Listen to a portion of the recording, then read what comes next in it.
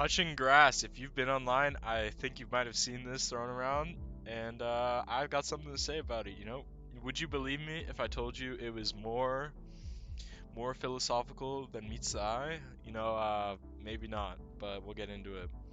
And this comes to a philosopher that I think you might know about him, Nietzsche. And while I haven't read him yet, crossing my fingers, I watched this video by Welgeist, which I'm gonna have some subconscious or unconscious referencing throughout this video, but it's in the description. And basically, with touching grass, Nietzsche kind of embodies this idea with his discussion of the scholar. And you're like, okay, well, what's the scholar? Well, Nietzsche's idea of the scholar, and why I disliked it is there's this type of person that will, spend their waking moments reading, their sleeping moments reading, they wake up, they read, all they do is read. And what Nietzsche meant by that is you have these people, right? And all they're doing is reading. And so you're not offering any time for yourself to kind of contemplate, understand that writing. And we can see this in our modern lives. What guys put it well. It's like the phone, right?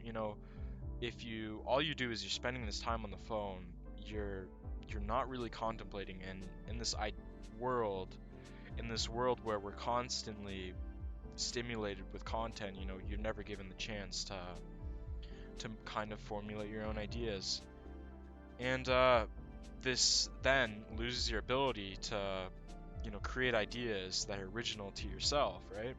Ideas that are your own and not someone else's belief system, because that's what happens when you're reading or consuming content. You lose your mind's ability to discourse with itself.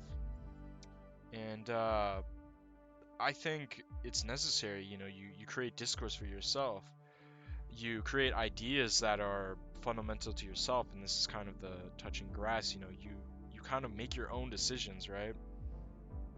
And you know, this is kind of, it may seem silly to say, like, I know, everyone has inherent biases. That's of course, like, is it biases? I don't know. But most of human thought is rooted in our predecessors, but there's always new thought, right? And that's where it comes from. Your contemplation with yourself. It helps with reading, right? Like Nietzsche, he's not a guy that didn't read a book. That's like far from the truth. But in the way he used the knowledge from the book, right? He didn't just use it and kind of take it in like a robot and formulated this as his new opinion, right? He went and he understood it with his own ideas, and this helps kind of make your own idea be your true self. And you're like, okay, well, what if I don't think it's necessary to be your true self, right? And let me just ask you this, right? Of course, it's a question you have to answer yourself, if you want to be your true self or not. But you're your own person with your own, ideas, your own experiences, not akin to anyone else in the world. So, would you want your ideas, contemplated by yourself, or do you just want someone else's ideas programmed into your own? It's up to you to decide, right? And I would say touching grass seems like a kind of gotcha moment. It's a good shut up, if you think someone's looking too deep into something. And I've probably strayed a little bit from the meaning of touching grass, right? There's some underlining meaning that can be useful, that isn't so disparaging, to the other person when you say, "Oh, go touch grass." And Nietzsche, he actually went out and touched grass. He wasn't someone who just said touch grass. No, he he believed a lot in walking outside.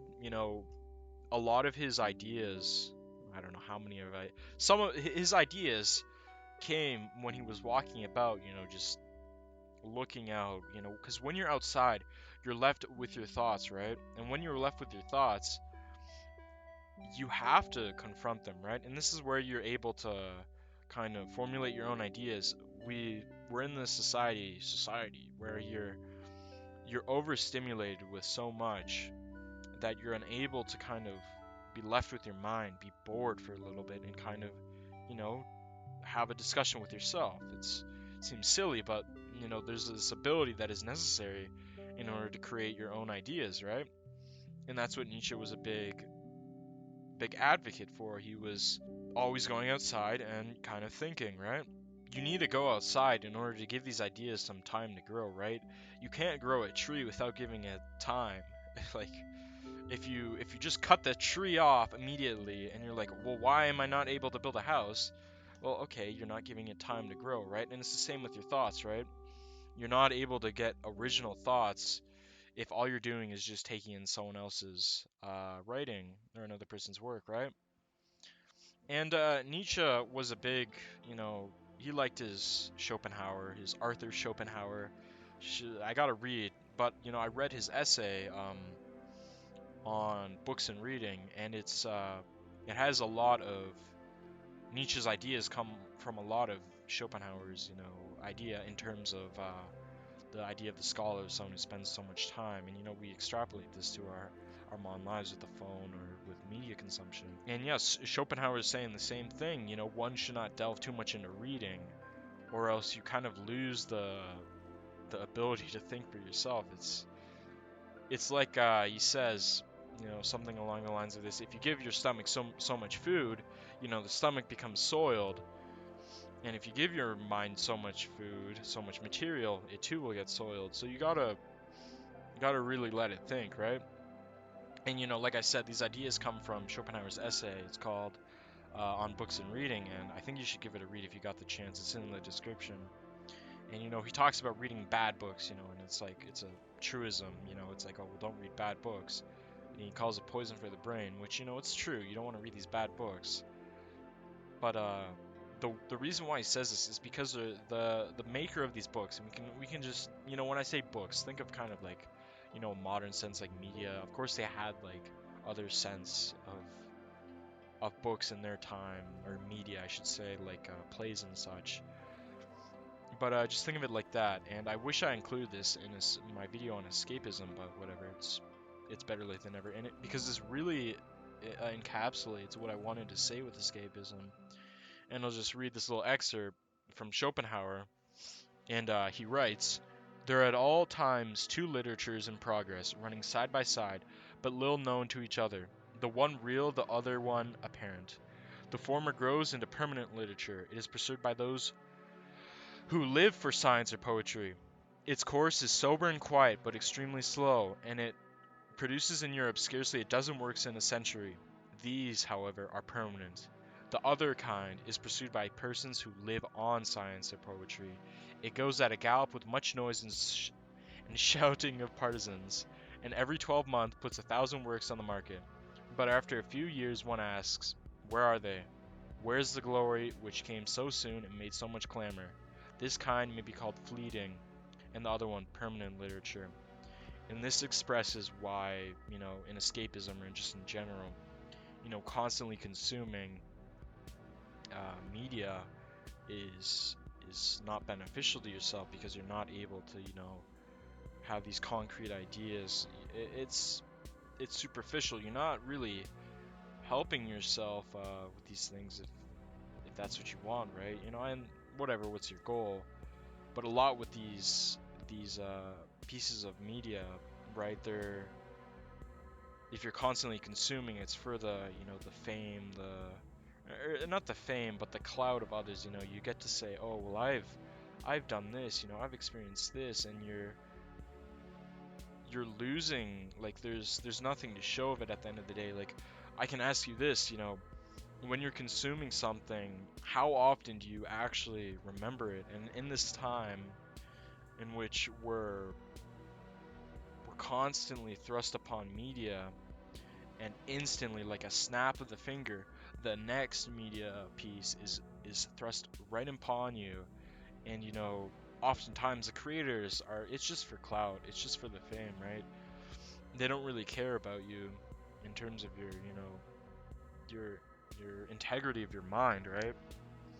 And so we kind of need to go back and kind of touch grass, go outside, and get these ideas grounded in reality, and not just, take the consumptive track and just never contemplate. And that's why, I think Schopenhauer and Nietzsche get it really good, and that you should, kind of go outside and, kind of touch grass. Aha, that's the name of the video, right? But touching grass is, another internet prerogative. Provocative, you're just trying to anger someone, but there's a message underneath in this saying. And it's kind of ironic. This is like overthinking it, and it's like kind of creating this parody of the very thing I'm trying to create a deeper message in. But just take what Schopenhauer states. The result of all this, and he's referring to books. The result of all this is that thoughts put on paper are nothing more than footsteps in the sand. You see the way the man is gone, but to know what he saw in his walk, you want his eyes. And it's very true. Like, don't take my word for it. Make your own mind up. This is the whole point. Experience it yourself. I'm just another person. Uh, another speaker. Go on and make your own experience. So yeah, let me know. What do you think? Do you think touching grass is a kind of another gotcha? What's your thoughts? Yeah, let me know. Tell me what you thought. Thank you.